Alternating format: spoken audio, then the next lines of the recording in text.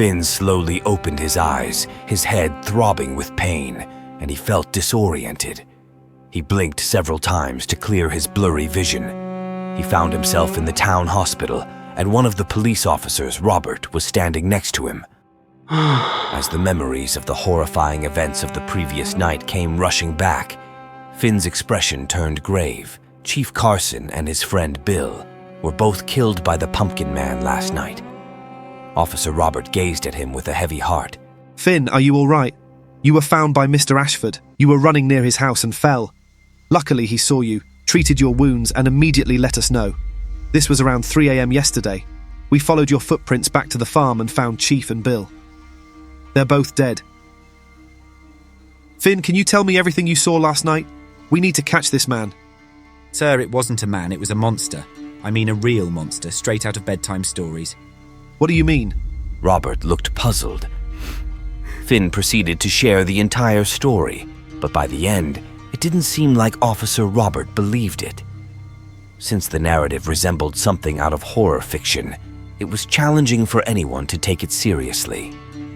Despite Finn's attempts to relay the events, most of the doctors and police officers thought he had suffered a concussion and imagined everything. Laying in bed, he began to make sense of what had truly happened the previous night. He was sure he wasn't hallucinating, so there was something out there still killing innocent people. Suddenly, he remembered Mr. Ashford, the man he had seen after he fell last night. Mr. Ashford was a 75-year-old resident living far from the community area near the woods. He was one of the oldest and most superstitious individuals Finn had ever known. In the evening, he went to find Mr. Ashford at his house.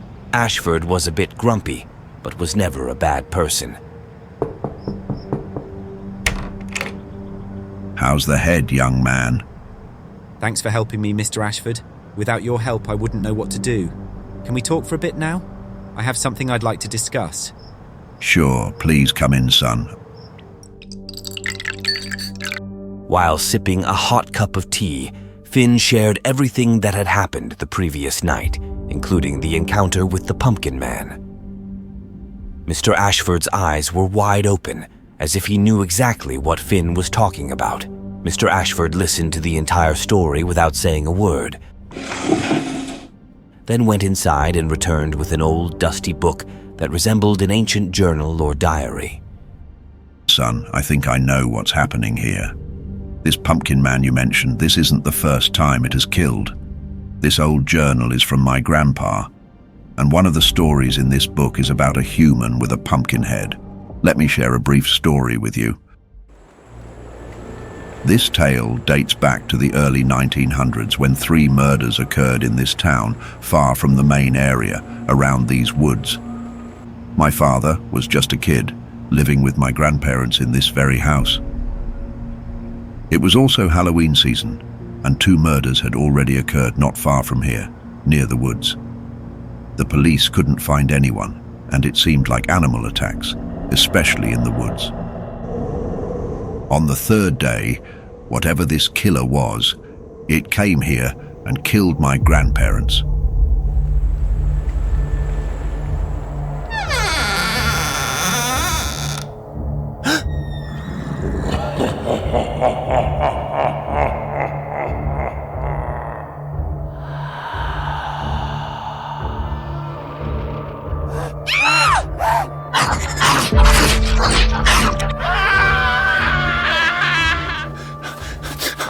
Miraculously, my father survived by running into the woods, and he described seeing a man with a large pumpkin for a head.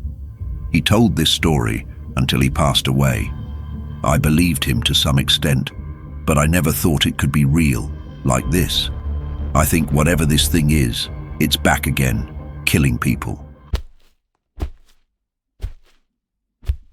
Suddenly, their conversation got interrupted when Finn heard footsteps in the distance. The sun was setting, and darkness was slowly cloaking the woods. Who could be in the woods at this hour?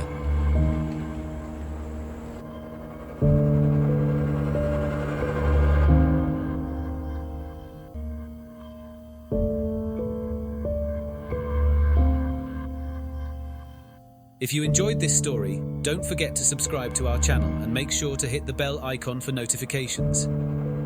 We'll be back soon with the next exciting episode. Stay tuned.